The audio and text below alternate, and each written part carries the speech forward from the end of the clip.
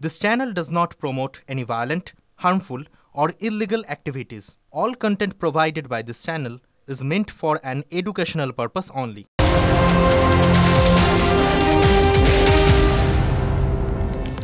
দেখছেন টিভি9 বাংলা, লিমার সঙ্গে রয়েছে আমি শুভজিৎ। লিমা, ঘড়ির কাঁটা 2:06 মানেই ফুল অ্যান্ড ফাইনাল। একেবারে বাংলায় আরো এক আত্মহত্যা।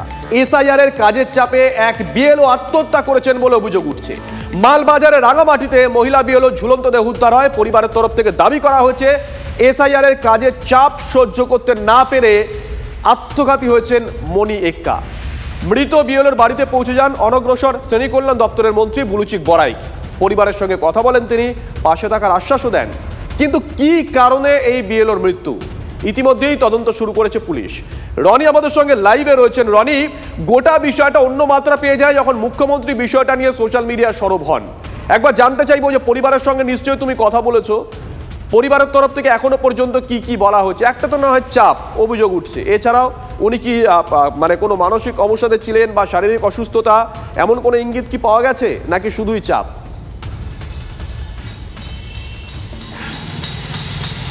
দেখো, রাঙ্গামাটি এলাকায় যে বিএলওর মৃত্যুর ঘটনা, শান্তিমণি এক্কা, যিনি 50 বছর বয়স, যেমনটা জানা যাচ্ছে তিনি আইসিডিএস ওয়ার্কার ছিলেন এবং স্বাভাবিকভাবে একদিকে আইসিডিএস কর্মীর চাপ, অন্যদিকে এই বিএলওর বাড়ি বাড়ি গিয়ে ফর্ম ডিস্ট্রিবিউশন এবং রাতের বেলা আছে সেটাকে আপলোড করা, এটা মানসিকভাবে তার উপরে চাপ সৃষ্টি করেছিল এবং এই বিষয় নিয়ে বারবার পরিবারকে জানিয়েছিল। এমনকি বিডিওর কাছেও তিনি একবার ইস্তফা দিতে গিয়েছিলেন এই কাজের থেকে, যদিও সে তার সেই আবেদন মঞ্জুর করা হয়নি। পরবর্তীতে তিনি কিন্তু বাধ্য হয়ে এক প্রকার কাজ করছিলেন এবং সেই কারণেই কিন্তু আজকে সকালবেলা যখন তার মৃতদেহ বাড়ির উঠোনে পাশ থেকে উদ্ধার হয় ঝুলন্ত অবস্থায়, তারপরে চাঞ্চল্য ছড়িয়ে পড়ে। ইতিমধ্যেই কিন্তু রাজ্যের মুখ্যমন্ত্রীও বিষয়টি নিয়ে টুইট করেছেন এবং বেশ কয়েকজনের মৃত্যুর কথা কিন্তু উল্লেখ করেছেন। স্বাভাবিকভাবে মুখ্যমন্ত্রী টুইট করার পরে রাজনৈতিক চর্চা আরও শুরু হয়েছে গোটা রাজ্য জুড়ে এবং জলপাইগুড়ি জেলার মালবাজার এলাকায় যে বিএলওর মৃত্যু, সেই মৃত্যুর জন্য কিন্তু নির্বাচন কমিশন এবং বিজেপিকেই দায়ী করছে তৃণমূল নেতৃত্ব। যদিও আরেকটা বিষয় বলো, তুমি বললে যে ইনি পেশায় আইসিডিএস কর্মী ছিলেন, মানে সকালে ওনাকে আইসিডিএস সেন্টার চালাতে হতো, চালিয়ে তারপরে উনি কাজে বেরোতেন। একদমই তাই। দেখো, আইসিডিএস এর কাজ তাকে করতে হতো সকালবেলা গিয়ে সেখানে পড়ানো, সেখানে খাবার দেওয়া বাচ্চাদের, তারপর সেই কাজ করে তাকে বাড়তি দায়িত্ব নিয়ে একাই বিভিন্ন চা বাগানের অলিগলিতে যেতে হতো। যেহেতু চা বাগান অধ্যুষিত এলাকা, স্বাভাবিক একজন মহিলার পক্ষে একা এই কাগজপত্র নিয়ে যাওয়া সম্ভব নয়। আর এক জায়গায় ক্যাম্প করে করতে গেলেও তাকে বিতর্কের মধ্যে পড়তে হবে। এই চাপ এবং তার চিন্তা দুইয়ের কারণেই কিন্তু এক প্রকার মানসিক অবসাদে ভুগছিলেন বলে পরিবারের দাবি, আর যার কারণে এই আত্মহত্যা বলেই মনে করছেন তারা। শুভজিৎ, সঙ্গে থাকো রনি। দেখুন, একেবারে প্রথম দিন থেকে নজরুল মঞ্চে যেদিনকে প্রথম এই প্রশিক্ষণ শিবির হয়েছিল বিএলওদের, লিমা নিশ্চয়ই তোমার মনে আছে, আমরা দেখিয়েছিলাম নজরুল মঞ্চ বা দুর্গাপুর বিভিন্ন জায়গায় বিএলওরা বলছিলেন যে দুটো আমরা করব কি করে, স্কুল করার পর আমরা এই কাজ করব কি করে, আমাদের তো ব্যক্তিগত সময় রয়েছে। তারা অভিযোগ করে, তারা দাবি করেছিলেন যেন তাদেরকে অ্যাটেন্ডেন্সের ব্যবস্থাটা করে দেওয়া হয়। আজকেও কিন্তু দেখো সেই একই বিষয় উঠে আসছে, অন্তত পরিবারের তরফ থেকে এই অভিযোগ করা হচ্ছে। फॉर्म आता है बांग्ला से, केवल हमारा वाइफ ही बांग्ला ये कर रहा था, तो उसको बीएलओ का कार्ड दिया था, तो कोई फॉर्म कर लेके उल्टा पल्टा भर देता है। यहाँ पे आके उसको एकदम फिर करेक्शन करना उसको बहुत एकदम मुश्किल हो जा रहा था। वो बोल रहा था कि हमको जब से बीएलओ का अभी एक बार 24 में ये हुआ, उसका एकदम पूरा परेशान हो जा रहा हूँ। ना घर का काम कर रहा हूँ, ना आईसीडीएस का उधर के कागज बना नहीं सक रहा हूँ। ये एकदम उसका प्रॉब्लम हो गया। रीजन देने के लिए तो वो जो जॉइंट वीडियो बोला कि तो आपका नाम है तो आपका नाम यहाँ से और नहीं हटेगा, आपको ही काम करना पड़ेगा। वैसे रिजाइन देने का भी कोशिश किया? हाँ, किया था। मेंटली उसका हेल्थ बहुत खराब था। अच्छा, किस लिए कारण? जॉब का बहुत ज़्यादा प्रेशर था, हेडेक। मतलब आईसीडीएस का पहले से प्रेशर था? आईसीडीएस का तो प्रेशर था ही था, उसके बाद बीएलओ का भी था। तो किस किस्म का बीएलओ का, किस किस्म का प्रेशर, थोड़ा सा बताइएगा। कोई फॉर्म बहुत ज़्यादा था, करने के लिए अकेले पड़ जा रहे थे। फिर बेंगोली में फॉर्म था तो हम लोग भी कोई हेल्प नहीं कर सकते थे। হওয়ার পর থেকে তাদের যেভাবে কাজ, তার মধ্যে তারা হিন্দি ভাষী ছিল। তারা এখানে তো সব কিছু বাংলা পেপারের মাধ্যমে আছে, তো সুতরাং এখানে হিন্দি ভাষী ও কাজ করতে গিয়ে একটু অসুবিধা হচ্ছিল। এসা হওয়ার ফলে কিন্তু অনেক জায়গায় আমরা সুসাইড করতে দেখেছি, কিন্তু এইটা আমারও নজরে প্রথম যে বিএলও লোড নিতে পারে না, যার ফলে কিন্তু আজকে তাকে সুসাইড করতে হয়েছে। সুতরাং এটা তো আজকে এর আগে তো কোনোদিন এইরকম সমস্যা ছিল না, একটা নতুন সমস্যা এখানে আনার ফলে কিন্তু আজকে সমস্ত মানুষের মধ্যে একটা আতঙ্ক আছে। এসআইআর এর কাজের চাপে একজন বিএলওর আত্মহত্যার অভিযোগ, কমিশনকে নিশানা করেছেন রাজ্যের মুখ্যমন্ত্রী। এসআইআর এ অসহনীয় কাজের চাপের জন্য আরো একজন বুথ লেভেল অফিসারকে হারালাম। এসআইআর শুরুর পর ইতিমধ্যেই 28 জন প্রাণ হারিয়েছেন, তাদের মধ্যে বেশ কয়েকজন এসআইআর আতঙ্কে, কেউ অত্যাধিক কাজের চাপে। কমিশনের অপরিকল্পিত কাজের চাপের কারণে এতগুলো মূল্যবান জীবন শেষ হয়ে গেল। আগে যে প্রক্রিয়া শেষ করতে 3 বছর লাগতো, এখন রাজনৈতিক প্রভুদের খুশি করার জন্য নির্বাচনের আগে 2 মাস সময় বেঁধে দিচ্ছে কমিশন। বিএলওদের ওপর অমানবিক চাপ প্রয়োগ করা হচ্ছে, এক্স স্যান্ডেলে এভাবেই পোস্ট করেন মুখ্যমন্ত্রী মমতা বন্দ্যোপাধ্যায়। মুখ্যমন্ত্রী মমতা বন্দ্যোপাধ্যায় পোস্ট করেছেন, বিজেপি গোটা বিষয়টা কিভাবে দেখছে সুকান্ত মজুমদার এই মুহূর্তে আমাদের সঙ্গে রয়েছেন। সুকান্ত বাবু, আমি পুরো পোস্টটা পড়ে শোনালাম, আপনার রিয়াকশন? এখন মমতা বন্দ্যোপাধ্যায় এখন ডেসপারেট মুডে আছেন, যেন তেন প্রকারে এসআইআরটাকে যেন বন্ধ করা যায়। এই যে ভয়, এই ভয়টা স্পষ্ট দেখাচ্ছে যে এই যে গতকাল সীমান্তে আমরা দেখলাম প্রায় 500 জন বাংলাদেশি, তারা লক্ষ্মীর ভান্ডার পায়, তারা বাংলাদেশ ফিরে যেতে চাইছে। এখন তারা ভোট দিয়েছে 2 বার, তারা নিজেরাই স্বীকার করছে। এই ভোট ব্যাংক হারানোর ভয়ে মমতা বন্দ্যোপাধ্যায় এই ধরনের বেসলেস অ্যালিগেশন করছে। প্রশ্ন হচ্ছে, এসআইআর থেকে যদি মৃত্যু ঘটতো তাহলে ভারতবর্ষের অন্যান্য যে সমস্ত রাজ্যগুলো, টোটাল 5টি রাজ্যে ভোট আছে পশ্চিমবঙ্গের সাথে, সেই সমস্ত জায়গায় এসআইআর হচ্ছে, কোথাও কেন মৃত্যু হচ্ছে না? পশ্চিমবঙ্গে কেন মৃত্যু হচ্ছে? তাহলে এটা স্পষ্টভাবে বলা যায় যে problem lies with not with the SIR, problem lies with the state administration, that is Mamata Banerjee's administration. Mamata Banerjee এই ধরনের প্রেশার ক্রিয়েট করার চেষ্টা করেছে। ধন্যবাদ। আমরা কথা বললাম কেন্দ্রীয় শিক্ষা প্রতিমন্ত্রী সুকান্ত মজুমদারের সঙ্গে।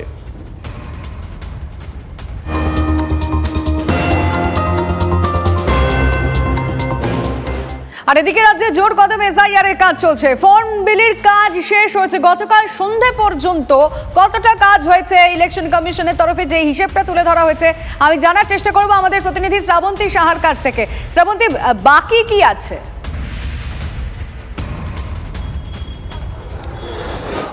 দেখো, সন্ধে 6টা পর্যন্ত যেরকমটা গতকাল যে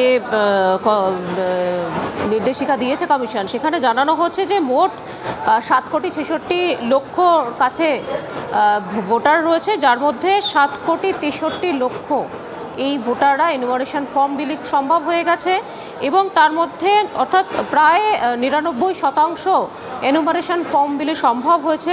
একই সঙ্গে তাদের বক্তব্য, এর মধ্যে এনুমারেশন ফর্ম ডিজিটাইজড অর্থাৎ তাদের ভোটারদের কাছ থেকে নিয়ে ডিজিটাইজড করে দিয়েছেন বিএলওরা, সেটার সংখ্যাও 1 কোটির উপরে, সেটা 14.25%। গুরুত্বপূর্ণ এই জন্য 12টা রাজ্যে এই মুহূর্তে এসআইআর চলছে, তার মধ্যে পশ্চিমবঙ্গ খুব ভালো একটা জায়গায় রয়েছে এবং যেরকমটা শুরুতে মনে করা হয়েছিল এসআইআর এর আগে একাধিক রাজনৈতিক ক্ষেত্র বিশেষে বারবার বাধা দেওয়ার কথা বলা হয়েছিল এবং এসআইআর এ রাজ্যে একেবারে হবে না, এই ধরনের কথার মধ্যেও মাত্র 2 সপ্তাহে এই ধরনের একটা কাজ। ঠিক এই জায়গাটাই শ্রাবন্তী জিজ্ঞেস করতে চাইবো, শাসক দলের তরফে একটা বারবার বলা হচ্ছে চাপ সৃষ্টি করা হচ্ছে, আমরা এই নিয়ে অবশ্যই পরবর্তীতে আবারও কথা বলবো, আমাদের দর্শকদেরকে দেখাবো সেই বক্তব্যগুলো, কিন্তু ইলেকশন কমিশনের যে টার্গেটটা ছিল সেটা কি তারা একদম সময়ের মধ্যে ফুলফিল করতে পারলো? সেটাই বলে তোমার যে শুধুমাত্র সময় নয়, সময়ের আগে তারা এটা ফুলফিল করতে পেরেছে এবং যে তারিখ দেওয়া হয়েছে অর্থাৎ 4 তারিখ 4 ডিসেম্বরের মধ্যে যাবতীয় ফর্ম বিলি কাজে যে সম্পন্ন করার কথা বলা হচ্ছে, তাদের বক্তব্য ফর্ম বিলি এবং ডিজিটাইজড এই দুটো কাজই শেষ হয়ে যাবে 26 থেকে 27 নভেম্বরের মধ্যে, অর্থাৎ নভেম্বরের মধ্যেই যাবতীয় কাজ শেষ করে ফেলতে পারবে কমিশন। সেক্ষেত্রে এই জন্যই দেখো আজকেরও মিটিং হচ্ছে, কৃষ্ণনগরেও মিটিং চলছে, সেখানে কোথাও কোথাও যেমন গতকাল কলকাতার বেশ কিছু জায়গায় এখনো পর্যন্ত কেন ফর্ম বিলি হয়নি সেটা নিয়ে কমিশনের প্রশ্নের মুখে পড়েছিলেন কলকাতার ডিইওরা। ফলে যেখানে এখনো পর্যন্ত কাজ সম্পন্ন হয়নি এবং ডিজিটাইজড কাজ যাতে দ্রুততার সাথে সম্পন্ন হয় তার জন্য আরেকবার এই জাতীয় নির্বাচন কমিশনের প্রতিনিধি দল জানিয়ে দেবে বিএলও এবং ইআরওদের। একেবারে ধন্যবাদ শ্রাবন্তী তোমায়।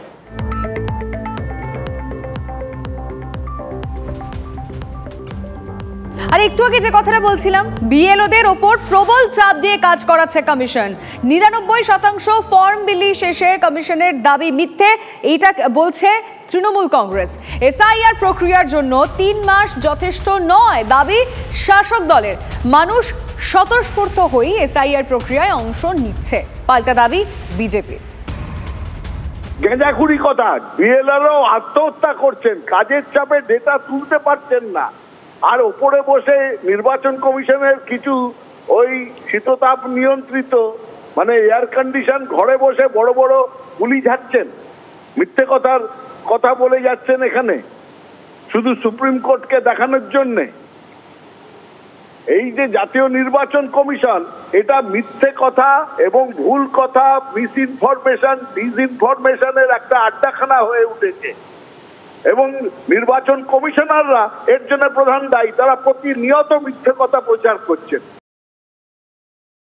যেভাবে আদিবাসী মানুষ, তফসিলি মানুষ, সাধারণ মানুষ আসছেন, আমাদের সঙ্গে সহযোগিতা করছেন, আমাদের ফর্ম ফিল আপের সহায়তা কেন্দ্রগুলিতে আসছেন, তাতেই বুঝতে পারা যাচ্ছে যে মানুষ সক্রিয়ভাবে অংশগ্রহণ করছেন।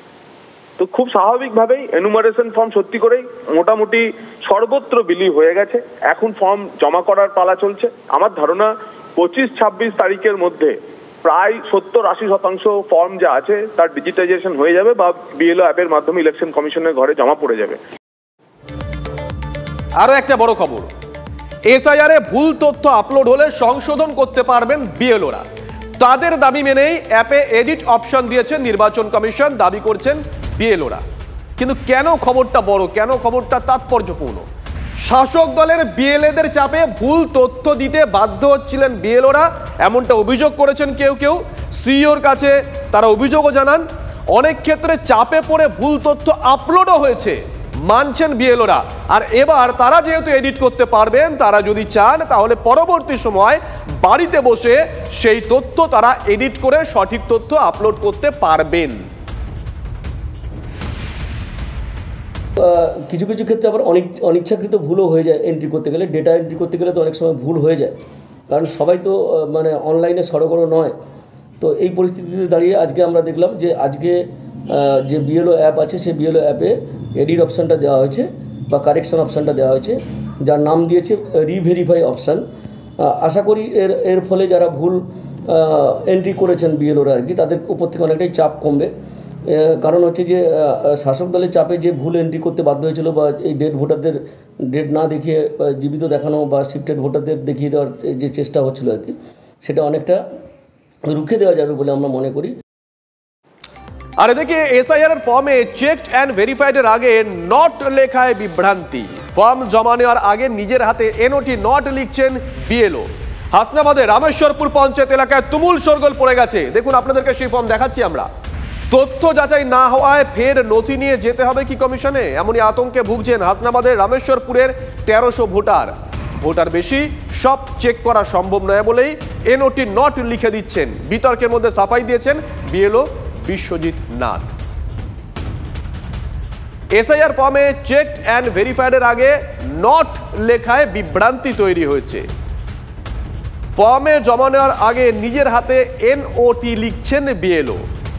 কি আশঙ্কা প্রকাশ করছেন ভোটাররা? বিএলও তিনিই বা কি যুক্তি দিয়েছেন? এটা কি লেখা যায়? কমিশনের নিয়ম রয়েছে। দীপঙ্করের কাছ থেকে জানবো। দীপঙ্কর, দেখো বিএলও বলছেন তিনি নিজে ভেরিফাই কমপ্লিট করতে পারেননি, তাই ওগুলোকে নট লিখে রাখছেন। কিন্তু এই নট লিখে রাখাতে সাধারণ মানুষের মধ্যে একটা আতঙ্ক ছড়াচ্ছে। বিএলওর এই খামখেয়ালিপনাতে স্বাভাবিকভাবেই এসআইআর নিয়ে এমনিতেই মানুষের মধ্যে একটা আতঙ্ক আছে। তারপর যখন সে ফর্ম ফিল আপ করেছে, সেই ফর্ম ফিল আপের ওপরে চেক ভেরিফাইড এটা যখন লেখা স্ট্যাম্প আছে, কিন্তু সেই স্ট্যাম্পটা মারছেন তার আগে নট লিখে রাখছেন। এটা স্বাভাবিকভাবেই সাধারণ মানুষের মধ্যে একটা আতঙ্কের পরিবেশ তৈরি করেছে। তারা বুঝতে পারছেন না এটার মানে কি তার বাদ পড়ে গেল, এটার মানে কি সে আদতেও আর চান্স পাবেন না। তার অনেকের আছে এরকম ভ্যালিড কাগজ আছে, কিন্তু তারা এই নট চেক ভেরিফাইড এটা লেখা থাকায় স্বাভাবিকভাবে তাদের মধ্যে একটা আতঙ্ক কাজ করছে। যদিও বিএলও যুক্তি দিচ্ছেন তিনি একা অনেকগুলো জায়গা, প্রায় 1300 কাছাকাছি তার ভোটার, ওই বুথে তিনি একা সবটা পেরে উঠছেন না, অনেক দূরে দূরে বাড়ি, সেই জন্য তিনি যেগুলো চেক হয়নি সেগুলোতে এরকম ভাবে আইডেন্টিফিকেশনের জন্য করে রাখছেন। শুভজিৎ, ধন্যবাদ। আমাদের 2002 সালের লিস্টিতে নাম আছে, আধার কার্ডও সব সঠিক আছে, কিন্তু এখানে জমা দেওয়ার পরে ওই ডেটই ওই লিখে দিয়েছে নট লিখে দিয়েছে। হ্যাঁ, আপনার তারপরে কি বলেছেন ওনাকে কিছু? আমরা বলেছিলাম, তা বলছে আমার ভুল হয়ে গেছে এসব বলছে। হ্যাঁ স্যার। রিসিপ্ট কপিতে কি লিখেছে? ও নট ভেরিফিকেশন। হ্যাঁ, নট ভেরিফিকেশন লিখেছে। নট লিখেছে? হ্যাঁ নট লিখেছে। নট কি দিয়ে লিখেছে? পেন দিয়ে লিখেছে না? পেন দিয়ে লিখেছে। ও, তো আপনারা কিছু বলেননি? সরকারি স্ট্যাম্পে আমরা তো কী বলবো, সঠিক তো আমরা তো জানি না যে কী বিষয়ে লিখতেছে, এটা সঠিক কি বেঠিক। তারপর যখন জানা গেল যে এইটা খারাপ জিনিসটা, হ্যাঁ তারপরে এই এখানে যে বললাম যে এটা কি হবে না, মানে যখন ওই এক এক বাড়িতে প্রচুর ভোটার থাকে বা প্রচুর লোকের জাম থাকে, এবার আমার সঙ্গে কোনো বিএলএ যখন থাকে না, কোনো হেল্পার মেডিসিনাল বিএলও আজ থেকে জয়েন করেছে, কেউ ছিল না, যার জন্যে যেগুলো আমি চেক করতে পারিনি, সবটা না কিন্তু কিছু কিছু ক্ষেত্রে যেগুলো মানে আমি চেক করতে পারছি না, প্রচুর লোকের চাপ থাকে, সেই ক্ষেত্রে কিছু হয়েছে। এবার তারপরে চেকিং করে আমি সব আবার ঠিক করে দিচ্ছি। আমার যেটা অফিস করে সেখানে করছি না। আপনি তাহলে চেক করে আপনি তাহলে রিসিপ্ট করবেন না, কিন্তু রিসিপ্ট করার পরে আপনি তার আগে নট লিখে দিচ্ছেন না। ওই রিসিপ্ট করছি, রিসিপ্ট করে নট মানে চেকিং করে আমি এক হাত দ্বারা সম্ভব হচ্ছে 1300 ভোটার আমার বুথে। সিগনেচার আমার ফটো সব কিছু আমার দিয়ে দিয়েছে, ঠিক আছে। পরেও আমাকে নেয়নি, আমি তারপরেও গিয়েছি, আমাকে বলেছে তুমি চলে যাও, ঠিক আছে। এবার তারপরে দেখা যাচ্ছে ফর্ম প্রতিটা বাড়ি দেওয়া হয়েছে, তাদের 2002 লিস্টে নাম আছে, তাদের আধার কার্ড আই কার্ড অরিজিনাল দেখে ভেরিফাই করে ফর্মগুলো দেওয়া হয়েছে, তারপরে বিএলও সিগনেচার হয়েছে। তারপরেও উনি যে মানুষগুলো ওনার বাড়িতে নিয়ে আসছে ফর্মগুলো, সেই ফর্মে নট চেক ভেরিফাই লিখছে। উনি ওটা ইচ্ছাকৃত করছে কি কার ইন্ধনে করছে, এটা আমাদের না জানার বাইরে।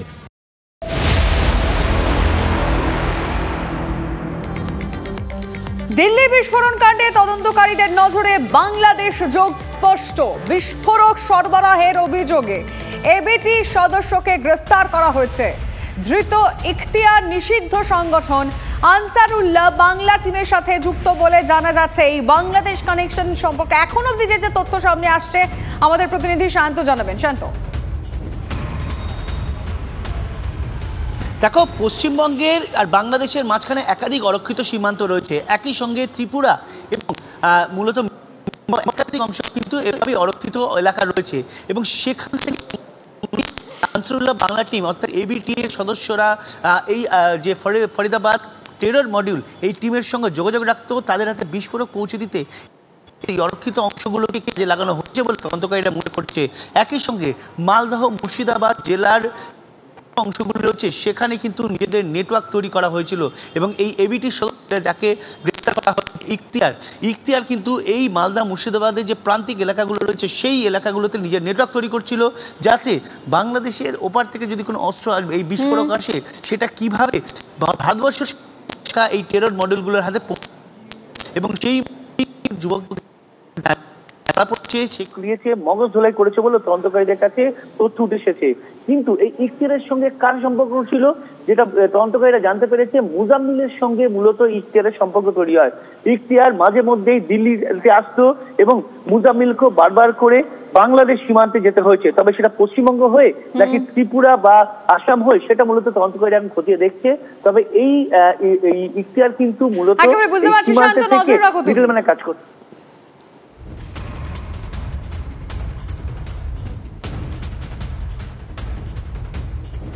জামাত প্রেমী ইউনুসকে তীব্র আক্রমণ হাসিনা পুত্র সাজিব ওয়াজেদের। চেয়ারে বসেই জামাত জঙ্গিদের মুক্ত করেছেন ইউনুস। অবাধে কার্যকলাপ চালাচ্ছে লস্করও। বাংলাদেশে জঙ্গিদের বারবারন্ত ভারতের জন্য উদ্বেগের। সাবধান বাণী সাজিব ওয়াজেদ জয়।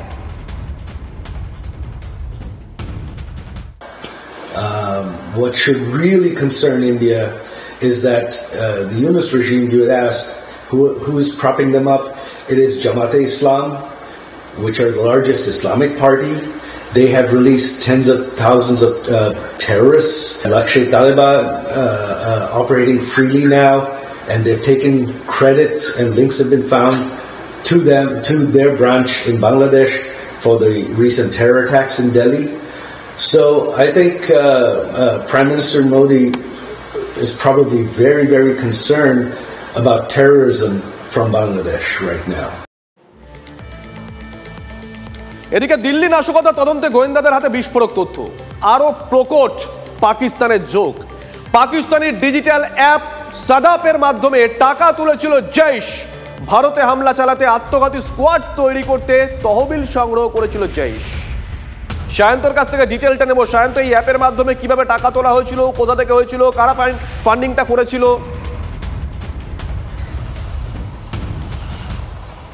শুভজিৎ, তোমার হয়তো মনে থাকার কথা, এই উমর যখন আঙ্কারা অর্থাৎ তুরস্কের আঙ্কারার সেখানে হ্যান্ডলারের সঙ্গে যোগাযোগ করেছিল, তখন এর তথ্য উঠে এসেছিল যে কিভাবে কাতার বা আঙ্কারা থেকে বিভিন্ন টাকা সাহায্য আসছে এই অ্যাপগুলোর মাধ্যমে।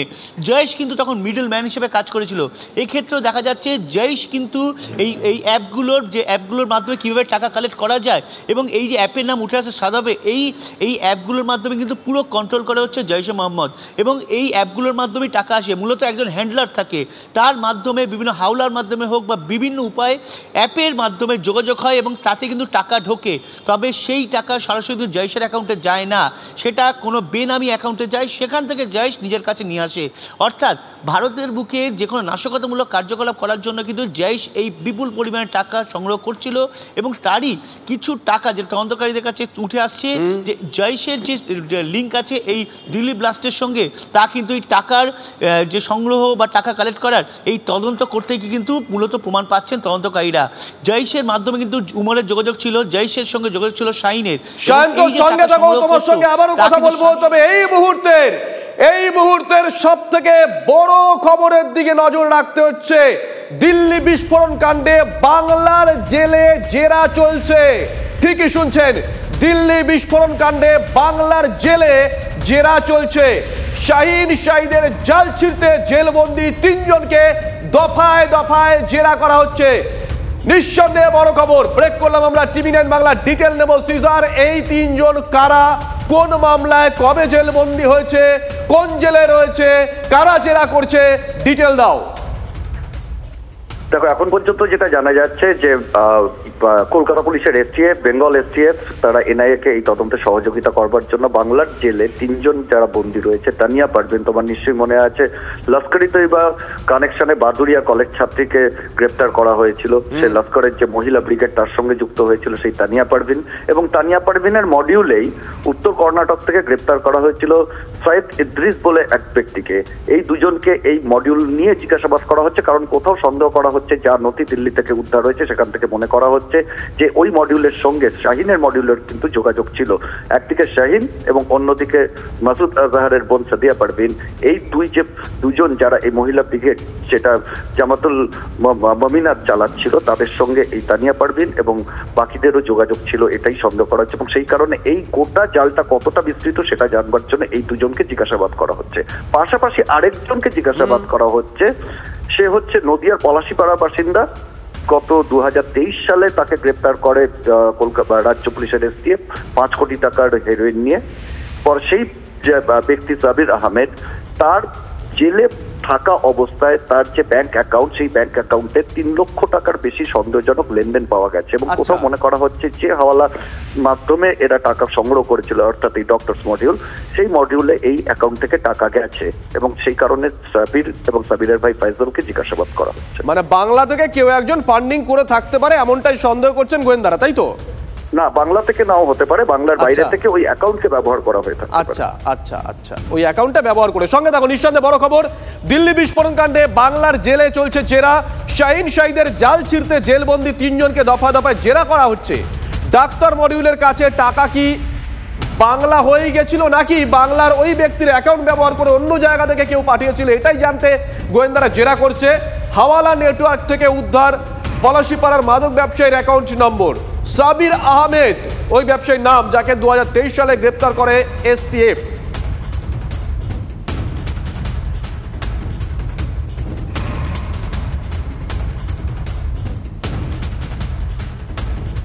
নিঃসন্দেহে বড় খবর।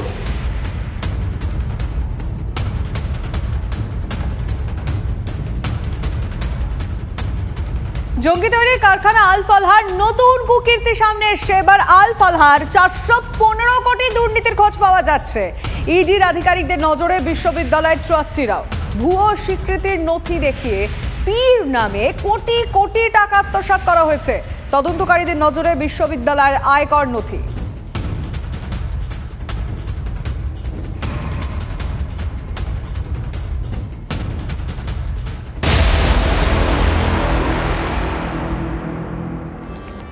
নাশকতা ছড়াতে কৌশল বদলাচ্ছে জঙ্গি সংগঠন। প্রকাশ্যে আইসিসের মাইনর মডিউল, ডাক্তার মডিউলের পর এবার মাইনর মডিউল। আমাদের প্রতিনিধির সঙ্গে বিষয়ে কথা বলতে চাইবো, সুমন সরাসরি রয়েছে। সুমন, এই মাইনর মডিউলকে কিভাবে কাজে লাগানো হচ্ছিল, মানে এখনো অবধি কি কি তথ্য সামনে এলো? একেবারে বিস্ফোরক অভিযোগ বলতে পারো তুমি, তার কারণ তদন্তকারীরা যে হাতে পেয়েছেন যে ছত্তিশগড়ের রায়পুর থেকে দুজন আইএসআই টেররিস্ট গ্রেপ্তার হয়েছে যারা মাইনর অর্থাৎ যারা নাবালক, তাদেরকে কাজে লাগানো হচ্ছে মূলত সমাজ মাধ্যমে বিভিন্ন ধরনের তথ্য ছড়ানোর জন্য এবং অন্যদের ব্রেন ওয়াশ করার জন্য। এই যে একদিকে আমরা যখন দেখেছি যে দিল্লি বিস্ফোরণ কাণ্ডে ডক্টর মডিউল অর্থাৎ ডাক্তাররা কীভাবে এই নাশকতামূলক কার্যকলাপের সাথে জড়িত হয়ে রয়েছেন এবং তারাই কার্যত উইং হিসেবে কাজ করছেন এই মডিউলের, তেমনই কিন্তু একটা নাবালক মডিউল অর্থাৎ মাইনর মডিউল তৈরি করেছে এই জঙ্গিরা, যেখানে কিন্তু তারা টার্গেট করছে নাবালকদের এবং তাদের মগজ ধোলাই করছে এবং তারপর তাদেরকে ব্যবহার করছে সমাজ মাধ্যমে তাদের যে প্রচার তা করতে বাধ্য করতে, এবং তারপর থেকেই এভাবে ব্রেন ওয়াশ করতে করতে আরও এক নাবালক এভাবেই কিন্তু তাদের এই মাইনর মডিউলকে তারাও বেশ শক্তপোক্ত করে ফেলেছে। তদন্তকারীরা সেটা খতিয়ে দেখছেন এবং এই দুজনকে গ্রেপ্তার করার পরে তাদের কাছ থেকে কিন্তু বেশ কিছু তথ্য তারা পেয়েছেন। ধন্যবাদ। এসআইআর আবহে একটা জিনিস খেয়াল করেছো, একটার পর একটা বাংলাদেশি মানে যারা অনুপ্রবেশকারী যে জায়গাগুলো রয়েছে সেই কলোনিগুলো ফাঁকা হয়ে যাচ্ছে। ছবিগুলো ব্যাক টু ব্যাক এবার দেখাতে শুরু করি আপনাদের। স্বরূপনগর দিয়ে শুরু করি, কারণ স্বরূপনগরের হাকিমপুর সীমান্তে শয়ে শয়ে বাংলাদেশিদের বাস। দীর্ঘদিন অবৈধভাবে ভারতে বাসের পর এবার পালানোর হিড়িক, কারণ এখন তাদের কাছে আর কোনো উপায় নেই। একেবারে বাক্স প্যাঁচা নিয়ে সীমান্তে অনুপ্রবেশকারী বাংলাদেশিরা, এই ছবিটা দেখতে পাচ্ছেন, যা যা রয়েছে সব নিয়ে তারা এবার বাংলাদেশে পালানোর চেষ্টা করছে। আর একেবারে স্পট থেকে আপনাদেরকে লাইভ ছবিটা দেখাবো। সুজয় পাল আমাদের প্রতিনিধি রয়েছেন এই মুহূর্তে। সুজয়, কথা না বাড়িয়ে একদম ছবিটাই দেখতে চাই। আমি রয়েছি দেখো হাকিমপুরে যে বিএসএফের আউটপোস্ট সংলগ্ন হোল্ডিং সেন্টার, তার কারণ নিয়ম রয়েছে যারা অবৈধ বাংলাদেশি তাদেরকে পুশব্যাক করার আগে তাদেরকে হোল্ডিং সেন্টারে রাখা হয়েছে। আমরা হোল্ডিং সেন্টারের ছবিটা দেখাতে বলবো। এখন আমার সহকর্মী রজত রয়েছে তোমার সঙ্গে, দেখতে পাচ্ছ যে এখানে অনেকেই রয়েছে, অসংখ্য রয়েছেন যারা বিভিন্ন জায়গা থেকে এসছেন। আমি একে একে একজনের সঙ্গে কথা বলবো। আমার সহকর্মী রজতকে বলবো এদিকে এগিয়ে আসার জন্য, একটু ছবিটা দেখার জন্য। দাদা, একটু আপনার সঙ্গে কথা বলবো। আপনি ভারতে কোথায় থাকতেন? হ্যাঁ, কোথায় থাকতেন? আপনি কি অসুস্থ? কথা বলতে পারেন না? আপনি কোথায় থাকতেন, কি নাম? নিকোপার থাকতাম। হ্যাঁ, নিকোপার? নিউটাউন না নিকোপার? নিউটাউন ঘুনেতে। আচ্ছা, ওখানে কি কোনো বাড়ি করেছিলেন না ভাড়া থাকতেন? কিছুই করিনি, কয়েক মাস আগে এসেছিলাম, কাজ করতাম, এই চলে যাচ্ছে। কি কাজ করছিলেন? ওই জন্মজুরি খাটতাম, রাজমিস্ত্রির জোগাড়ি দিতাম। চলে যেতে হচ্ছে কেন? এমনিতে চলে যাচ্ছে, আমরা সবাই চলে যাচ্ছে, এই এসআর পার হচ্ছে, এই জন্য আমরাও চলে যাচ্ছি। কোন সালে কি মাসে এসেছিলেন মনে আছে? না, অত বলতে পারবো না। কিভাবে এসেছিলেন? ধরো 11-12 মাস আগে এসেছিলাম, তো অত ঠিক ঠিকানা বলতে পারবো। তো এখানে এসে মোবাইল ব্যবহার করতেন? মোবাইল ব্যবহার করতাম। দেখুন, যে ঠিকাদারের কাছে কাজ করতাম, ওই ঠিকাদারে একটা সিম মানে করে দিয়েছিল, কার থেকে কি দেখি অত বলতে পারবো না, করে দিয়েছিল। আসার সময় সিমও দিয়ে এসছি, এই অবধি। মানে ভুয়ো ডকুমেন্টের সিম ছিল? মানে ভুয়ো কি আমি বলতে পারবো না, অন্যের নামে তোলা সিম। হ্যাঁ, আমাকে করে দিয়েছিল, আমি মানে ব্যবহার করছিলাম। এই ওনার কোনো ডকুমেন্ট এখানে আপনি বলছেন 11 মাস আগে আসছেন, এই প্রথম কি আসলেন? হ্যাঁ, এই প্রথম। হ্যাঁ, প্রথম।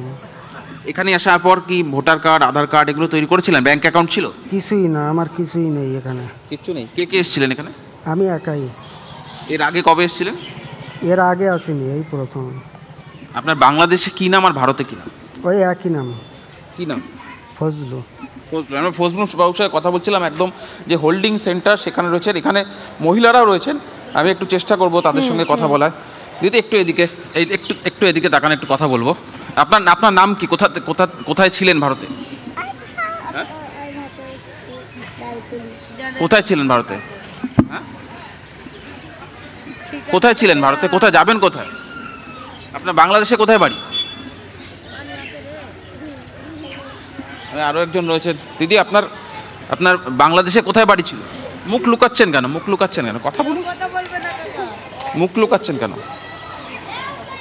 দেখতে পাচ্ছ যে ক্যামেরা দেখে, সংবাদ মাধ্যমকে দেখে অনেকেই কথা বলতে চাইছেন না। যারা রয়েছেন আমি একটু চেষ্টা করব। আপনার কোথায় বাড়ি বাংলাদেশে? হ্যাঁ, এখানে কোথায় থাকতেন? কোথায় বাড়ি জানি না। এখানে কোথায় থাকতেন? ডানকুনিতে থাকতাম। ডানকুনি কি বাড়ি ভাড়া না কিনেছিলেন? জানি না। ভোটার কার্ড আধার কার্ড আছে? না। কবে এসেছিলেন? কবে যায় না রে ভাই এখানকে। এসেছিলেন কবে? অনেক দিন আগে এসেছি। কতদিন আগে? কতদিন আগে?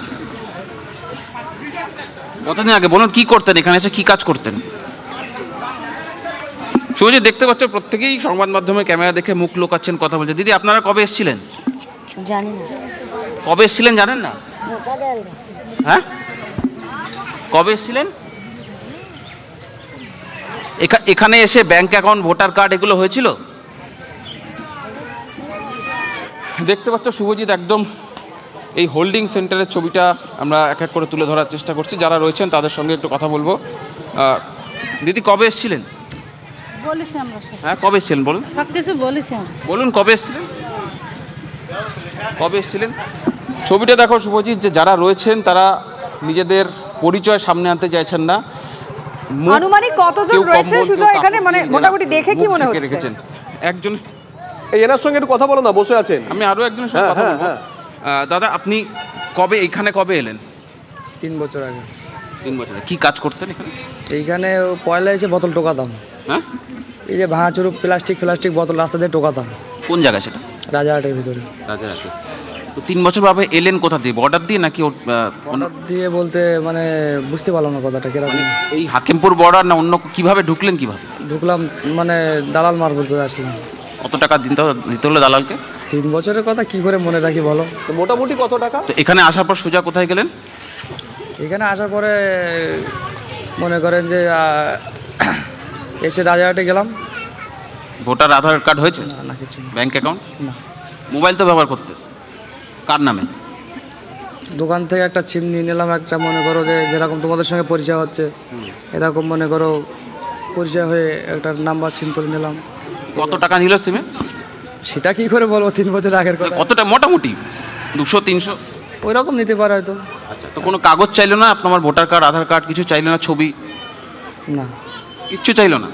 ভোটার কার্ড, আধার কার্ডের চেষ্টা করেছিলেন উনি এখানে করার? আমি তো ওইরকম ভাবে যাইনি। আমি তো মনে করো বলছি তো যে এখানকার স্থানীয় মনে করো একটা মানে একটা এক জায়গার সাথে চলতে গেলে ভাড়া করে থাকলে পরিচয় হতে 2-3 দিন সময় লাগে। আজকে এখানে কেন? এখন বাংলাদেশ যাচ্ছেন তো? বাংলাদেশ যাওয়ার জন্য এসেছি। কেন?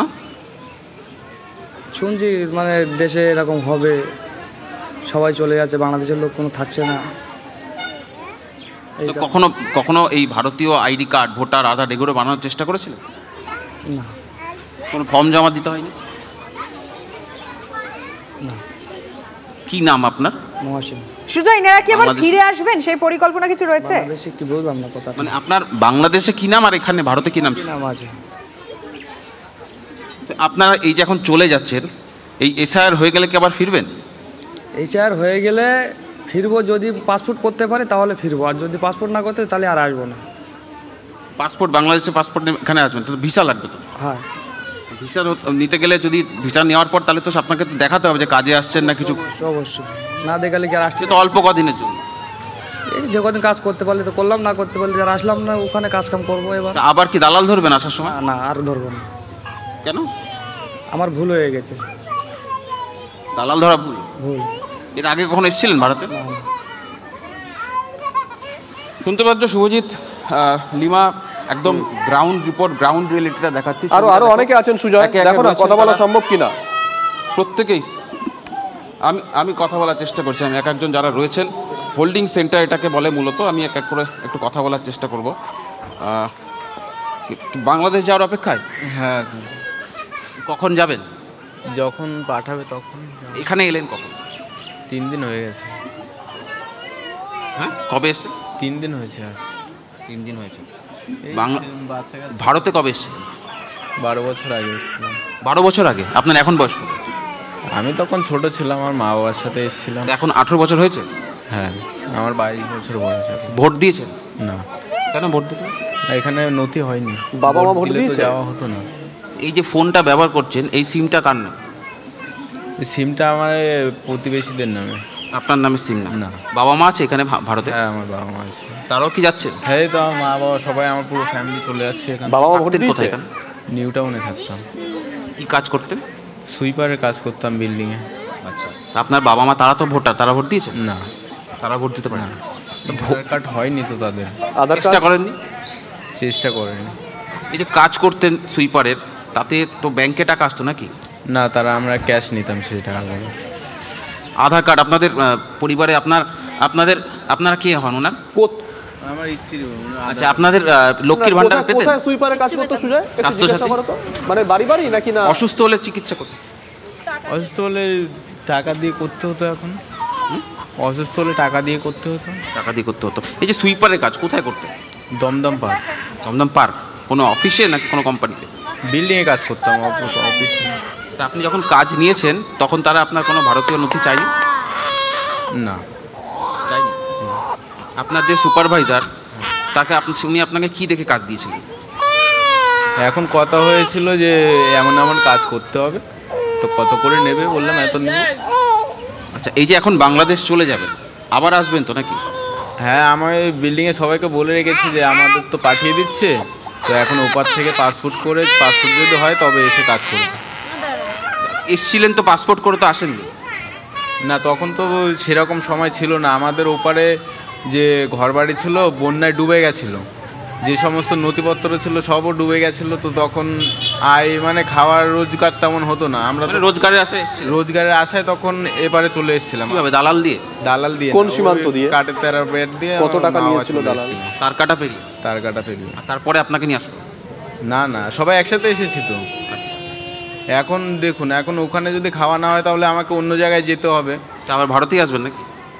না, তখনকার কথা বলছি, যে ওখানে খাওয়া দাওয়া হচ্ছিল না, তখন কাজ বাজ ছিল না, তাই দেশে চলে এসেছিল, অন্য দেশে।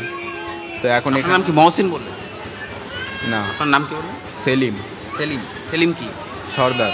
সেলিম সর্দার। মানে কি বাংলাদেশেও যার নাম ভারতে তাই না? হ্যাঁ। আচ্ছা, দালাল কত টাকা নিয়েছিল? ছোটবেলা থেকে মা বাবা যে নাম রেখেছে সেই নামে আছে। তো সেই সময় যে এই যে এখন ফিরে যাচ্ছেন, এরপরে আসবেন কি করে? দালালি ধরে নাকি? না, এখন দালাল ধরে আসা সম্ভব না। আমরা এসেছি দালাল ধরিনি, এখন যাচ্ছি তাও দালাল ধরবো না, কেননা আমাদের কাছে সেরকম টাকা নেই যে দালাল ধরে যাওয়া আসা করবো। দালাল কত করে নেয় একটু জিজ্ঞাসা করো না। সেরকম টাকা নেই, আপনার নাম পরিচয় গোপন করে কোনো গোপন করিনি তো, কিছু গোপন করিনি। না, সবকিছু আপনি তো বাংলাদেশি হিসাবেই এসেছিলেন। জানতো আপনার সুপারভাইজার?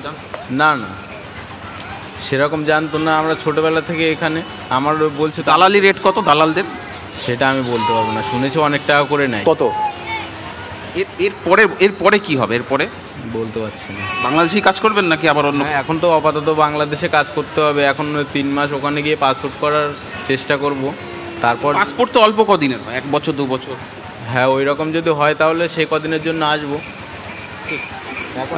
আপনার নাম সেলিম? হ্যাঁ, বৈধ ছাড়া এখন অবৈধ। শুভজিৎ, সেলিমের কাহিনী তোমাকে শোনালাম। সেলিম কবে এসেছিল? সেলিম 11 বছর আগে এসেছিল মা বাবাকে নিয়ে, এবং তারপর কাটা পেরিয়ে এসেছিল সেটা সে নিজের মুখেই স্বীকার করছে যে তার কাটা পেরিয়ে এসেছিল। আরও একজন রয়েছেন, আমরা একটু যদি তার সঙ্গে কথা বলার চেষ্টা করি। দাদা, একটু কথা বলা যাবে? দাদা ঘুমিয়ে রয়েছে, দেখতে পাচ্ছ। যে আপনাদের কখন নিয়ে যাওয়া হবে কিছু বলেছে? যে এখান থেকে কিভাবে নিয়ে যাবে, কখন নিয়ে যাবে? ফিঙ্গারপ্রিন্ট নিয়েছে? কিছু নেয়নি, এখন ক্যাম্পে নিয়ে যাবে, তারপরে সেগুলো। কোন ডকুমেন্টস কিছু চেয়েছে? মানে বলেছে লাইনে থাকতে, এখন যখন ডেকে নেওয়া হবে আগে যে ডকুমেন্টস ডেকে নেওয়া হবে যেগুলো প্রয়োজন। এমনি আপনারা যে যাবেন কোনো কাগজপত্রের ভিত্তিতে যাবেন তো? কাগজপত্রের ভিত্তিতে মানে অনেকেই যাচ্ছে, সেরকম শুনে এসেছে। আমাদের যেটা বললাম, ওপারে আমাদের বন্যায় ঘরবাড়ি সব ডুবে গেছিলো, পরিচিত নথি সেগুলো মনে করো ভেসে গেছে। আঙুলের ছাপ চেয়েছে বিএসএফ? না, এখনো চাইনি। নেবে? সেগুলো হয়তো ভেতরে গিয়ে নেবে, সেখানে এখনো যায়নি। তো এখন যেটা বললাম, ওপারের যা ছিল সব তো ভেসে গেছে। এখন এপারেরও আমাদের কিছু নেই। ওপারের মনে করো আমাদের দাদা নানিদের কার্ডফাট আছে, আর পরিচয়পত্র হিসাবে যে চেয়ারম্যান এখানে যে ওয়ার্ডের কাউন্সিলর পড়ে, তেমন তাদের একটা পরিচয়পত্র নিয়ে আমরা যাচ্ছি আর কি। আমি আরও কয়েকজন যারা রয়েছেন একটু কথা বলি। শুভজিৎ, বেশিরভাগই অনেক দূর জার্নি করে এসছে, অর্থাৎ কেউ কলকাতা, কেউ ডানকুনি থেকে এসছে। তারা এখানে আপাতত বিশ্রামরত অবস্থায় রয়েছে। তাদের সাথে একটু যদি কথা বলা সম্ভব, একটু সহকর্মী রজতকে বলবো একটু এগিয়ে আসার জন্য। বলছেন কবে এসেছিলেন? কবে? বাবারে বলে আর পাচ্ছি না। কবে এসেছিলেন বলুন? মঙ্গলবারের দিন এসেছি। না, ভারতে কবে এসেছেন? ভারতে এসে 10 বছর। কিভাবে এলেন? দালাল? কত টাকা দালালি নিল? 8,000 টাকা দুজনে। 8,000 টাকা। আপনারা ছিলেন কোথায়, থাকছিলেন কোথায়? ডানকুনি। দালাল কাগজপত্র করে দিয়েছে কোনো? আমি এমনি চেয়ে খাই, আমার কোমরে হাঁটু হাড় ক্ষয়ে গেছে। ভোট দিয়েছেন এখানে এসে? ওসব কিছু না, আমাদের আমরা এসব কিছু জানি না। চেষ্টা করেননি? দালাল কাগজপত্র কিছু করে দেয়নি? এতগুলো বছর ধরে আছেন, চেষ্টা করেননি? আমার স্বামী নিয়ে বেমারিতে ছিলাম তো। আচ্ছা, ভোটার কার্ড করার জন্য দালালের কাছে কখনো বলেছিলেন ওরা টাকা কাগজপত্র কিছু বা টাকা পয়সা চেয়েছিল? না, ওসব আমরা কিচ্ছু করিনি। আমরা কোনোদিনও বলবো মানে কোনোদিন আমরা একটা উল্লেখ। এখানে থাকতেন ডানকুনিতে কি বাড়ি ভাড়া নাকি করেছিলেন বাড়ি? বাড়ি থাকতেন। এক একজনের গল্প শুভজিৎ দেখতে পাচ্ছ যে ভাড়ার বাড়িতে থাকতেন, সেখান থেকে এখানে এসছেন এবং পুশব্যাকের অপেক্ষায় রয়েছেন, তাদেরকে বাংলাদেশে ফেরত পাঠানো হবে। আপনাদের সঙ্গে বিএসএফের কোনো কথাবার্তা হয়েছে দিদি? কথাবার্তা হয়েছে কিছু? দেখতে পাচ্ছ সংবাদ মাধ্যমে ক্যামেরা দেখে কিন্তু এক এক করে যারা রয়েছেন তারা চলে যাচ্ছেন। দাদা একটু শুনুন না, দাদা এই যে, ও দাদা একটু শুনুন, একটু শুনুন। শুনবো না কেন শুনবেন না? পারবো না, আমার শরীর খারাপ, আমি পারবো না। কি হয়েছে? ওর শরীর খারাপ আছে, পারবো না আমি। হ্যাঁ কি হয়েছে, কি বলছেন? সকালবেলার তো এসে মনে করো এরমভাবে সব মানুষ ডিস্টার্ব করছে, ইয়ে করছে, তা করছে, মনে করো 3 দিন না খাওয়া, সবাই না খাই দেয়, মনে হয় সব রয়েছে, তা ওদেরও তো একটু দেখতেই হবে। আপনিও কি বাংলাদেশে যাবেন তো? আপনারা এখানে থাকতেন কোথায়? একটু দাঁড়ান না, একটু কথা বলি। এখানে থাকতেন কোথায়? কলকাতা। কলকাতা কোথায়? New town. কী কাজ করতেন? ওই নোংরা কাজ করতাম, মানে গ্রামে সব এগুলো বসে। বাড়ি ছিল? ঘর বাড়ি হয়েছিল? না না কিছু। তা এখানে কবে এসেছিলেন, কবে ভারতে? তো 10 বছর। 10 বছর ধরে? মানে ছোটোবেলার থেকে। কত বছর বয়স? কত বছর বয়স যখন এসেছিলেন? যখন বয়স ছিল 6-7 এরকম হবে। কীভাবে এসেছিলেন, দালাল নাকি তার কাটা? বলছি তো ছোটোবেলায় আমি এসেছি, আমার মনে কর মানুষ আমি এখানটায়। বাবা মা এখানে থাকে? এই 10 বছরে বাংলাদেশ যাওয়া হয়েছিল আত্মীয় স্বজনের বাড়ি? না। এখানে পরিবারের কে কে থাকে? পরিবার সবাই। কে কে পরিবারে? মা, বাপ, ভাই, বোন। সবাই একসাথে এসেছিলেন? না না, এখানে ওই পরিবারে বাকি যারা, তারা কবে আসে? এই ছিল মনে করো আম্মা আব্বু ছিল, এবার ওখানে এসে মনে করো আমাদের 2 বার নিয়েছিল, এসে এখানে মনে করো মানুষ হয়েছিলাম। সে অনেক আছে, সে কাগজপত্র আছে পরিবারের, ভোটার কার্ড, আধার কার্ড কিছু। এই যে এখন ফিরে যাবে, তারপরে আবার ফেরত আসবে নাকি? আর কি ফেরত আসতে দেবে আমাদের? এই যে ভারতে 10 বছর থাকলে ভারতীয় কোনো কাগজপত্র তৈরি হয়নি? চেষ্টা করুন। চেষ্টা করে কি হবে? এই যা শুনছি, আর চেষ্টা করে কোনো লাভ আছে? বাবা মা কারো এসআইআর তো 10 বছর আগে হয়নি না, তখন চেষ্টা করেনি 5 বছর না? বা ভোট টোট দিতে বলে লোকাল নেতারা, যেখানে থাকতে লোকাল নেতারা বলেনি কার্ড বানিয়ে দেবে? না, আমার ইচ্ছা ছিল না করার, তো থাকবো না। এই হচ্ছে মতে আমার ছোটোবেলাতে বুদ্ধি হয়েছে, আমার মনে হয় এখানে আমার বাড়িই না, তো সেখান থেকে বুদ্ধি আমি মনে হয় মাথায় নিয়ে নিয়েছি, আমার জায়গায় না, তা আমার দেশে আমার যখন যাবার সময় হবে আমি ঠিক চলে যাবো। এই এখন মনে করে অনেক বাংলাদেশি তো যারা এসছে তারা, তাদের কাছে ভারতীয় ডকুমেন্ট আছে, ওরা করেছে, ওদের মনে কর কী বলবো, ওদের কারা করে দিয়েছে ওরাই জানে, ওরা আমরা তো করিনি, এটাই আমরাই জানি। এই যে এখন যারা আসে আত্মীয় স্বজন পরিবার যারা আসে স্যার, তারা তো দালাল মারফত আসে, অনেকেই কেউ আসে আত্মীয় স্বজনের কেউ দালাল, ওই আমরাই করি। আচ্ছা সুজা, ফিরিয়ে দেওয়ার আগে তো নির্দিষ্ট কিছু নিয়ম থাকে। কবে রওনা দিয়েছো বা কবে যেতে? কোনো কাগজপত্র চেয়েছে বিএসএফ? ধরে রয়েছে এখানে পড়ে রয়েছে, মনে হয় 3 দিন না খাওয়া দাওয়া, মানে নিজেই তো বুঝতে পারছি ওখানে বাচ্চা কাচ্চা। ফিঙ্গারপ্রিন্ট নেওয়ার ব্যাপারে কিছু বলেছে? আঙুলের ছাপ নেওয়ার ব্যাপারে বিএসএফ কিছু বলেছে? না, ওখানে কেউ কিচ্ছু বলেনি। কাগজপত্র কিছু কবে পাঠাবে, কবে নিয়ে যাবে? কিচ্ছু বলিনি, এই বসে রয়েছে, ধার যেরকম মনে হচ্ছে সেসব নিয়ে যাবে। একেবারে শুভজিৎ ছবিটা একবার দেখাই, যে দেখো খোলা আকাশের নিচে এইভাবেই গত 2 থেকে 3 রাত এইভাবেই রয়েছে। কেউ ডানকুনি, কেউ নিউ টাউন, কেউ কলকাতা, বিভিন্ন জায়গায় তারা থাকেন। তারা স্থানীয় সূত্রে বা পুলিশের সূত্রে তাদেরকে বলা হয়েছে যেহেতু তাদের কাছে প্রয়োজনীয় নথিপত্র নেই ভারতীয় হওয়ার, তাদেরকে চলে যেতে হবে, এবং সেই কারণে তারা এই মুহূর্তে হাকিমপুর যে সীমান্ত রয়েছে সেই সীমান্তের কাছে এসে জড়ো হয়েছেন, এবং কবে এখান থেকে তাদেরকে পুশব্যাক করা হবে সেটাও এখনো নিয়ম অনুযায়ী। কিন্তু এসআইআর শুরু হতেই ছুটেছে ঘুম, বাংলাদেশে ফেরার ধুম। দালাল মারফত কেউ এসেছে 10 থেকে 12 বছর আগে, আর কেউ এসেছে তারও আগে। কেউ করতো দিন মজুরি, কেউ পরিচারকের কাজ। এতদিন ধরে বাংলায় অবৈধভাবে বসবাস দেখেও কি না দেখার ভান করে বসেছিল প্রশাসন? লম্বা লাইন হাকিমপুর সীমান্তে। এই অলক্ষীর বিদায় হোক, আর এই অলক্ষীর সঙ্গে পশ্চিমবঙ্গের যে অলক্ষী আছে তারও 26-এ বিদায় হোক। এরা আমার রাজ্যে শুধু আমার কাজ দখল করেনি, এরা আমার পরিবেশটাকে শুধু নোংরা করেনি, আমার সংস্কৃতিকে শুধু পরিবর্তন করার চেষ্টা করেনি, এরা আমার ট্যাক্সের পয়সায় লক্ষ্মী ভাণ্ডারও খেয়ে গেছে। 10 বছর আগে ওনারা ঢুকেছেন মানে বোঝাই যাচ্ছে যে 11 বছর আগে মোদী প্রধানমন্ত্রী হয়েছিল। তো মোদী অমিত শাহ প্রধানমন্ত্রী বা স্বরাষ্ট্রমন্ত্রী হওয়ার পরে বর্ডার পার করাটা খুব সহজ হয়ে গেছে, আমাদের দেশে যাত্রা ঢুকে আসাটা খুব ইজি হয়ে গেছে আমাদের দেশে, বোঝাই যাচ্ছে। কিন্তু আজকে যে তাদেরকে ডিটেন করা হয়েছে, বেরোনোর সময় যখন ধরা গেছে তখন চাইলে ঢোকার সময় ধরা যেত, কেন ধরা হয়নি আমরা জানি না। তারা যখন এখন স্বীকার করছেন যে তারা এরকম ভাবে জাল নথি এখানে ইচ্ছেমতো তৈরি করেছেন এবং সেই নথিকে দেখিয়ে আরো বিভিন্ন সরকারি সুবিধা তারা পেয়েছেন, বিএসএফ এর হাতে ডিটেন হয়েছেন। সুতরাং ইলেকশন কমিশন বা কেন্দ্রীয় সরকার যদি মনে করে এনাদেরকে জিজ্ঞাসাবাদ করে তদন্ত করে এই যে জাল ডকুমেন্ট তৈরি করার র্যাকেট পশ্চিমবাংলায় চলছে সরকারি দপ্তরগুলোতে, সেটাকে ধরতে পারে। কিন্তু এরকম তো ধরপাকড় বর্ডারে প্রচুর হয়, কিন্তু এখনো পর্যন্ত তাদেরকে জিজ্ঞাসাবাদ করে এই ধরনের পশ্চিমবাংলার এই বিডিও এসডি অফিসগুলো থেকে জাল ডকুমেন্টারি র্যাকেটগুলোকে ধরার এখনো পর্যন্ত কোনো উদ্যোগ কেন্দ্র সরকারের পক্ষ থেকে দেখা যায়নি।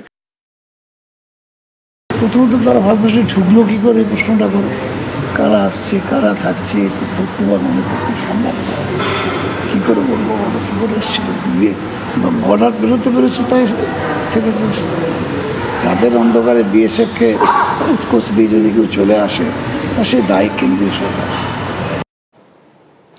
দেখুন, আপনাদেরকে আমরা দেখাচ্ছি এসআইআর শুরু হতেই বাংলাদেশে ফেরার পথে পাকড়া হচ্ছে দলে দলে অনুপ্রবেশকারী, আর ধৃত অনুপ্রবেশকারীদের পুশব্যাকে বিশেষ নির্দেশিকা জারি স্বরাষ্ট্র মন্ত্রকের তরফে। ধৃত অনুপ্রবেশকারীর আঙুলের ছাপ এবং ছবি তুলে রাখতে হবে, জেনে নিতে হবে ধৃতের পরিচয় ও ঠিকানা এবং যাবতীয় তথ্য আপলোড করতে হবে স্বরাষ্ট্র মন্ত্রকের নির্দিষ্ট পোর্টালে। সীমান্তরক্ষী বাহিনী, উপকূলরক্ষী বাহিনীকে নির্দেশ স্বরাষ্ট্র মন্ত্রকের তরফ থেকে।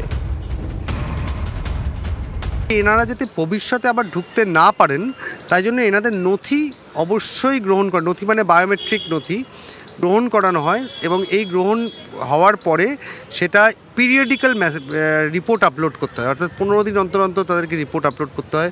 কারা কারা নতুন ধরা পড়লেন বা কারা কারা ইমিগ্রেন্টস হিসেবে চিহ্নিত হয়েছেন, তাদের কি কি নথিপত্র আছে সব কিন্তু, এবং তাদের রেটিনা স্ক্যান হয়, ফিজিক্যাল বায়োমেট্রি হয়, সব কিছু হওয়ার পরে সেটা কিন্তু আপলোডেড হয়। এবার পরবর্তীকালে যদি যখন কেউ আসছেন, যেটা আপনার প্রশ্ন যে আবার যদি এরা ফিরে আসে, তাহলে কিন্তু বায়োমেট্রিক স্ক্যানে তারা ধরা পড়ে যাবেন যে এনারা একটা সময় এই দেশে ইমিগ্রেন্টস হিসেবে ঢোকার চেষ্টা করেছেন বা ঢুকেছিলেন, যাকে পুশব্যাক করানো হয়েছে।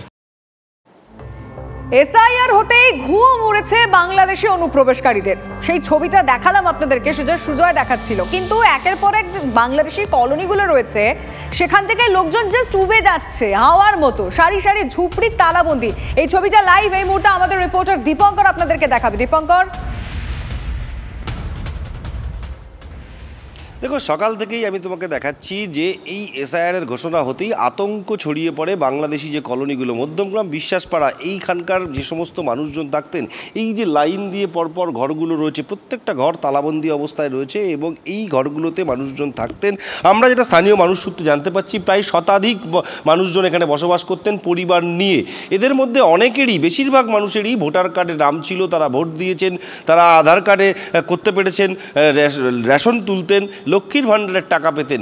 এই সমস্ত তথ্য বলছেন এখানকার স্থানীয় মানুষজন। বিজেপি, সিপিএম তারা প্রত্যেকেই বলছেন এরা কি করে আসলো এবং এরা আসলে তৃণমূলের ভোট ব্যাংক। কিন্তু তৃণমূল কংগ্রেসের যিনি কাউন্সিলর জুম্মান আলী, তিনি বলছেন আসলে এই ভোটার লিস্টে নাম তোলার কাজ নির্বাচন কমিশন করে, তাহলে তাদের মধ্যে কেউ আছেন যারা এই নাম তোলায় সহযোগিতা করেছেন, কিন্তু তাদের লক্ষ্মীর ভাণ্ডারে নাম ছিল না, এমনটা তৃণমূলের দাবি। কিন্তু প্রশ্ন হচ্ছে, রাজনৈতিক দলগুলো একে অপরের বিরুদ্ধে যাই বলুক না কেন, যে লোকগুলো এখানে থাকতেন, এখানে কাজ করতেন, এই কাজগুলো কিন্তু স্বাভাবিকভাবেই এখানকার ভারতীয়দের কাজ ছিল। মূলত যদি তুমি দেখো, এই যে রাস্তার যে সমস্ত আবর্জনা, সেগুলোকে নষ্ট এক জায়গায় করে নিয়ে আসা, রাস্তায় পড়ে থাকা বোতল বা জলের বোতল, এই ধরনের জিনিসগুলো তারা তুলে নিয়ে আসতেন, তুলে নিয়ে এসে বিক্রি করতেন। সেগুলোকে রিফ্রেশ করার কাজ যে সমস্ত কোম্পানিতে হয়, সেই সমস্ত জায়গায় তারা বিক্রি করে দিতেন, সেখান থেকে একটা টাকা লাভ হতো। এবং তারপর এখানে ধীরে ধীরে এই গলিটা শুধু একটা গলি নয়, এরপরে আরও কয়েকটা গলি আছে, সব মিলিয়ে প্রায় 20 থেকে 25টা ঘর এবং প্রায় 100 কাছাকাছি। দীপঙ্কর, বুঝতে পারছি, ধন্যবাদ। কতদিন নেই এরা এখানে? এরা 1.5 মাস হয়ে গেছে, চলে গেছে। তাই? কখন থেকে চলে গেল এসআইআর ঘোষণা হতে? হ্যাঁ। তখন এদের সাথে কথা বলেছেন কখনো? এদের সাথে? হ্যাঁ, আমাদের সাথে ওটা বাসাও করতো, আমাদের বাড়ি যাওয়া আসাও করতো। অনেকে তো ভোটে নামও তুলেছিল। হ্যাঁ, আছে তো, সব আছে এদের। কি কি আছে? আধার কার্ড আছে, রেশন কার্ড আছে, আই কার্ড আছে, কিন্তু 2001 সালে 2 সালের নেই, তাই তাই চলে গেছে ভয়তে। ভোট দিত এরা? হ্যাঁ, লক্ষ্মী ভান্ডার, হ্যাঁ লক্ষ্মী ভান্ডারও আছে। চলে গেল কেন? ওই ভয়তে, এই এনআরসির জন্যে বলে ধরে ক্যাম্পে দেবে তার জন্যে। তারা বাংলাদেশে চলে গিয়েছে। কেন? ওই এসআরের ভয়ের জন্য। এইখানে তো ওরা ভোট টোট দিত। হ্যাঁ, 2002 সালের মনে হয় কাগজ নেই বলে তাই চলে গেছে। আমি মেয়ের বাড়িতে ছিলাম, আমি এসে দেখে সব চলে গেছে। চলে গেছে বাংলাদেশ। কেন? বাংলাদেশি লোক ওরা। এইখানে কি করে থাকতো? এখানে তো থাকতো, ওরা ওই সব কাগজ কুড়োতো থাকতো, এইসব করে খেত। এরা চলে গেছে মোদী সরকারের যে সিএ করেছে এর জন্য চলে গেছে। এসআইআর হয়েছে, হ্যাঁ, তারপরে চলে গেল। হ্যাঁ, রাত্রে আমরা সকালে উঠে দেখি কোনো লোকই নেই, নড়ে না চড়ে না, কুকুরও নেই। লক্ষ্মী ভান্ডার পেতো এরা? হ্যাঁ। লক্ষ্মী ভান্ডারের নাম তুললো কি করে? সেটা তো আপনারা ভেবে দেখুন না কিভাবে করেছে। পয়সার মারফতে দালাল দিয়ে করেছে। ভোটার লিস্টে নাম ও দালাল দিয়ে করেছে। মানে এরা সব বাংলাদেশি, কিন্তু এখানে ভোটার লিস্টে নাম তুলে নিচ্ছে। হ্যাঁ, রেশনও তুলতো। রেশন তুলতো? হ্যাঁ। এইগুলো করতো, আপনারা তখন কিছু বলেননি? আমরা কি বলবো? আমরা বলতে গেলে এখানে পার্শ্ববর্তী দালাল বড় বড় হুমড়ো চুমড়ো আছে, তারা প্রেশার দেবে। এখনো পর্যন্ত ঠিকাদার আছে। হ্যাঁ, 2025-এ ভোট দিয়েছে। এখানে এসে লক্ষ্মীর ভান্ডার, ভোটার কার্ডে সবই নাম তুলেছে। শাসক দলের ভোট ব্যাংক তৈরি করার লক্ষ্যে আজ এরা এসে প্রকৃত ভারতীয়দের আজকে অধিকারকে ছোট করছে, তারা বঞ্চিত হচ্ছে। স্বচ্ছ পরিষ্কার ভোটার তালিকা তৈরি করার জন্যে এই অনুপ্রবেশকারীদের চিহ্নিতকরণ সবাইকে করতে হবে, যাতে প্রকৃত কোনো ভারতীয়রা ভোটার লিস্ট থেকে নাম বাদ না যায়। নির্বাচন কমিশনারও এ দায় এড়াতে পারে না, কারণ এখন ভোটার আই কার্ড করতে গেলে অনেক রকমের কোয়ারি হয়। তাহলে নির্বাচন কমিশনার, রাজ্য সরকারের আধিকারিক থেকে শুরু করে কেন্দ্রীয় সরকারকেও এই দায় নিতে হবে, যদি সত্যিকারে বাংলাদেশি এরা হয়।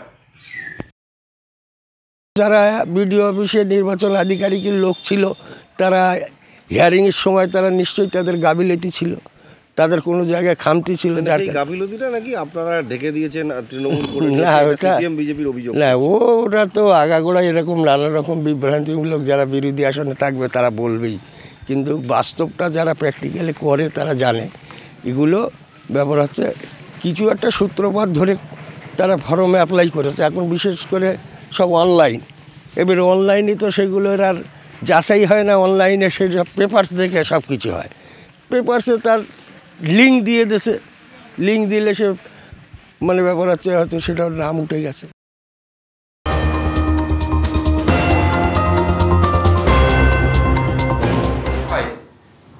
এই নির্মাণ এবং ঠিকাদার সংস্থার সঙ্গে যুক্ত আছে।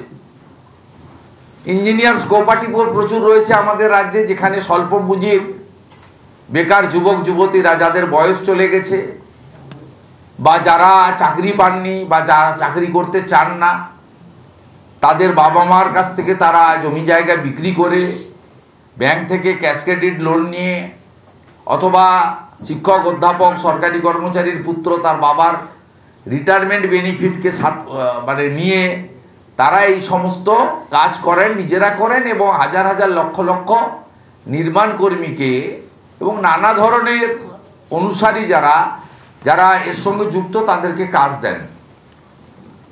আমরা দুর্নীতিতে ভরা মানরেগার কথা সবাই জানি, যে মানরেগাতে কংগ্রেসের সময় 4 থেকে 14 মাত্র 14,000 কোটি টাকা এই সরকারকে দেওয়া হয়েছিল, পশ্চিমবঙ্গ সরকারকে।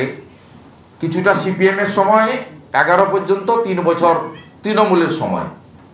14 থেকে 22 পর্যন্ত, 22 সালের পরে ভুয়া কোটি লক্ষ লক্ষ ভুয়া রেশন বা আপনার জব কার্ড ধরা পড়ার পরে তার 19টা কমিটি আসার পরে তারা করেন। হাইকোর্ট, সুপ্রিম কোর্ট এসব হচ্ছে।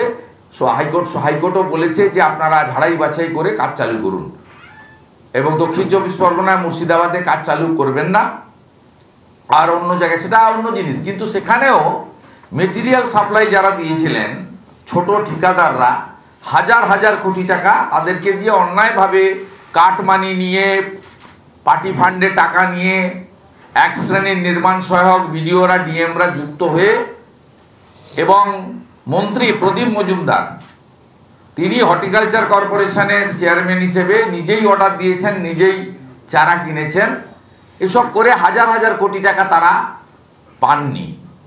পরবর্তীকালে জল জীবন মিশন পাবলিক হেলথ ইঞ্জিনিয়ারিং এর মাধ্যমে প্রত্যেকটা পিএইচই অফিসে জেলায় জেলায় তারা ধর্ণা দিচ্ছেন, অবস্থান করছেন, তাদেরও 3-4 হাজার কোটি টাকা তারা পাননি। ব্যাংকে লোন মেটাতে পারছেন না, সংসার চালাতে পারছেন না। 2025-এর দুর্গাপূজা আমাদের সবচেয়ে বড় পুজো, তাতে তারা আনন্দ করতে পারেননি, জামা কাপড় কিনতে পারেননি। এবারে যে পয়েন্টটা নিয়ে আমি আপনাদের সামনে এসেছি, কোনো বাজেটারি অ্যালোকেশন নেই, কোনো ফান্ড নেই। আমি প্রথমেই ঠিকাদারদের বলবো, নেবেন না কাজ। আপনারা ডিসেম্বর মাসে ওয়ার্ক অর্ডার দিয়ে ভোটের আগে কাজগুলো আপনাদের জোর করে করাতে চাইছে। ফেব্রুয়ারি মাসে এমসিসি চালু হয়ে যাবে, কোনো বাজেটারি অ্যালোকেশন নেই। 7,000 crore, 9,114টি স্কিম, এই যে স্কিম 9,114টি স্কিম, 7,000 কোটি টাকা স্টেট ফান্ডেড টাকা বলে বলা হয়েছে। No budgetary allocation,